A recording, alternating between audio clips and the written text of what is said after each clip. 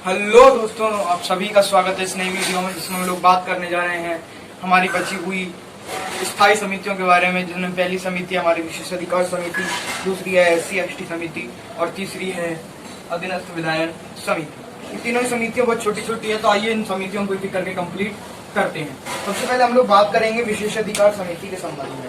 तो देखिए, विशेषाधिकार समिति, ये देखिए हम जो ये समिति है विशेषाधिकार समिति, ये संसद के जो सदस्य होते हैं उनके विशेष अधिकारों से संबंधित है। यानी कि एक तरीके से आप बोल सकते हैं कि ये विपक्ष को प्रोटेक्ट करने का एक तरीके से काम है। कैसे? तो भाई देखिए, सदन में पक्ष के और विपक्ष की दोनों ही तरीके के लोग होते हैं।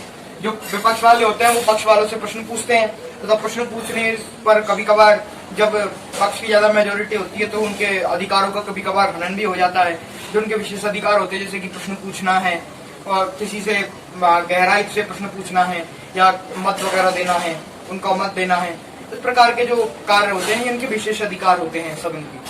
और जो मंत्री होते हैं, यानी कि जो सरकार के सदस्य होते हैं, उनके विशेष अधिकार होते हैं कि वे सही जो उनसे पूछी गई है उसके बारे में सही जानकारी दें, तथा और भी अन्य जो प्रश्न पूछे गए हैं उनके सही सही आंसर दें। ये उनके विशेष अधिकार होते हैं। पर इसी के लिए विशेष अधिकार समिति बनाई गई है। तो देखिए, अगर हम लोग बात करें तो देखिए, अगर इस समिति के बारे में बात की जाए तो यह समिति दोनों सदनों में होती है। इसमें होती है, पहली बात तो ये दोनों सदनों में होती है, लोकसभा में व राज्यसभा में, दोनों सदनों में होती है। ये दोनों सदनों में इसके सदस्य होते हैं, यानी कि दोनों सदनों में अलग अलग समिति होती है, क्योंकि दोनों सदनों में ही सदस्य होते हैं। लोकसभा और राज्यसभा में दोनों में ये समिति होती है। अगर इसके सदस्यों की बात करें, भाई लोकसभा में ज्यादा संख्या, तो लोकसभा में ज्यादा सदस्य होंगे। तो लोकसभा में होते हैं 15 सदस्य और जबकि राज्यसभा में होते हैं 10 सदस्य। इसके अगर कार्य के बारे में बात की जाए तो इसका एक ही कार्य है, सदस्यों के विशेष अधिकारों की समीक्षा करना। क्या? सदस्यों के विशेषाधिकारों की समीक्षा करना। सदस्यों के विशेषाधिकारों, इनकी विशेषाधिकारों की समीक्षा करना, ये इसके कार्य होते हैं। इसके विशेषाधिकार समिति के क्या कार्य है कि भाई सदनों के जो सदस्य हैं उनके सदस्यों की विशेष अधिकार है, उन विशेष अधिकारों की समीक्षा करना कि भाई इनके अधिकारों का हनन तो नहीं हो रहा है, इन बातों का ध्यान रखना। ठीक है, ये इस विशेष अधिकार समिति का काम होता है। दूसरी समिति के बारे में अगर बात की जाए, जो कि है हमारी SC/ST समिति। SC/ST समिति के बारे में अगर बात की जाए तो SC और ST समिति, SC और ST आयोग यानी कि अनुसूचित जाति और अनुसूचित जनजाति आयोग की जो रिपोर्ट होती है उनका कार्य करती है, यानी कि उनके रिपोर्ट की समीक्षा करने का काम करती है। क्या? हमारे अगली है SC और ST आयोग। SC और ST आयोग नहीं है, समिति है, यानी कि SC और ST आयोग की जो रिपोर्ट होती है उसकी समीक्षा करती है। समिति का नाम है SC और ST समिति, यानी कि अनुसूचित जाति और अनुसूचित जनजाति समिति। ये क्या करती है? ये करती है, इसका कार्य है, क्या कार्य है इसका? इसका कार्य है SC और ST आयोग की रिपोर्ट की समीक्षा करना।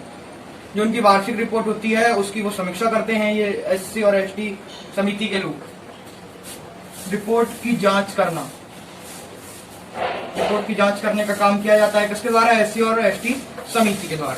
अब अगर बात की जाए कि भाई इसके सदस्यों के बारे में, तो इसमें कुल 30 सदस्य होते हैं। कितने सदस्य होते हैं इसमें कुल 30 सदस्य होते हैं। कुल सदस्यों के बारे में बात की जाए, इसमें 30 सदस्य होते हैं। 30 का डिवाइडेशन अगर किया जाए तो 30 का डिवाइडेशन होता है 20 + 10।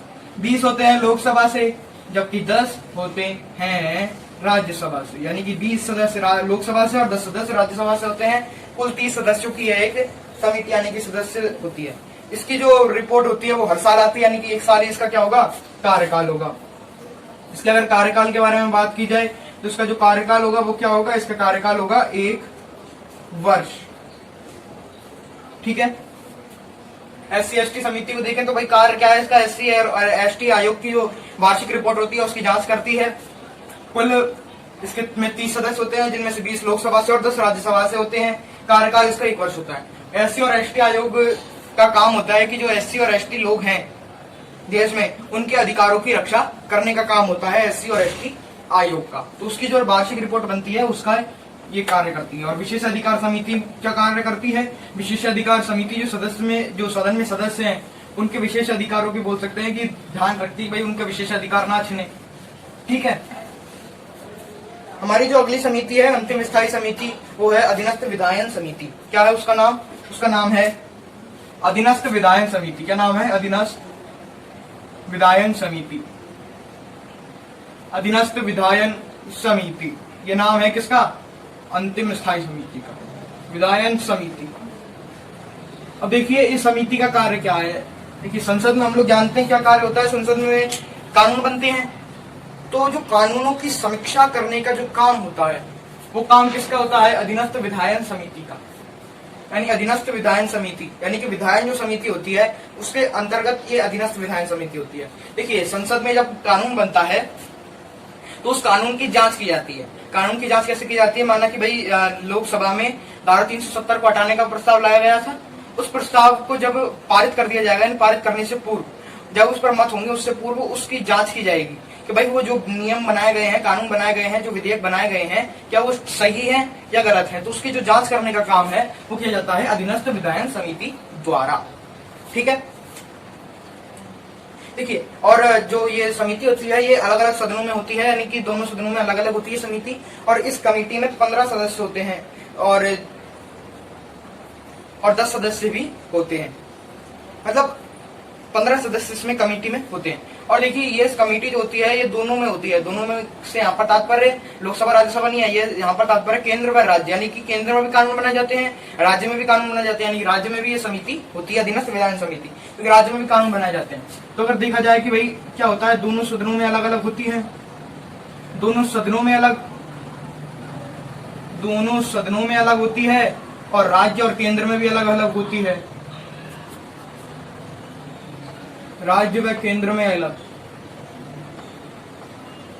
यहाँ पर राज्य व केंद्र की बात इसलिए की जा रही है क्योंकि राज्य व केंद्र में इसमें जो सदस्य होते हैं वो सदस्य सेम होते हैं, यानी कि 15-15 सदस्य ही समिति में होते हैं। कितने? 15 सदस्य पर समिति में 15 सदस्य होते हैं, यानी कि किसी भी राज्य की अधीनस्थ विधायन समिति होगी तो उसमें 15 सदस्य होंगे, और जो केंद्र की विधायन समिति है उसमें भी 15 सदस्य होते हैं। ये बात हम लोगों ने देख ली।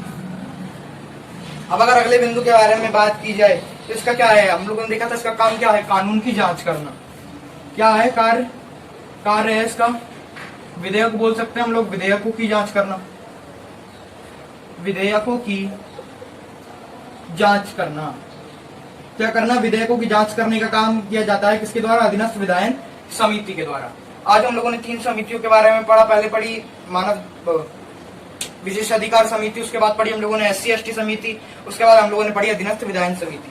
अगर SC/ST समिति के बारे में बात की जाए तो SC/ST आयोग की जो रिपोर्ट है उसको ध्यान में रखता है। इसकी बात की जाए तो विधेयकों को ध्यान में रखता है, और विशेष अधिकारों की बात की जाए तो विशेष अधिकारों को ध्यान में रखा जाता है। आई होप आपको ये वीडियो पसंद आई हो। अगर वीडियो पसंद आई हो तो वीडियो को लाइक शेयर जरूर करें और वीडियो पर कमेंट जरूर करें। हमारे चैनल को सब्सक्राइब करना ना भूलें। वीडियो को अंत तक देखने के लिए धन्यवाद।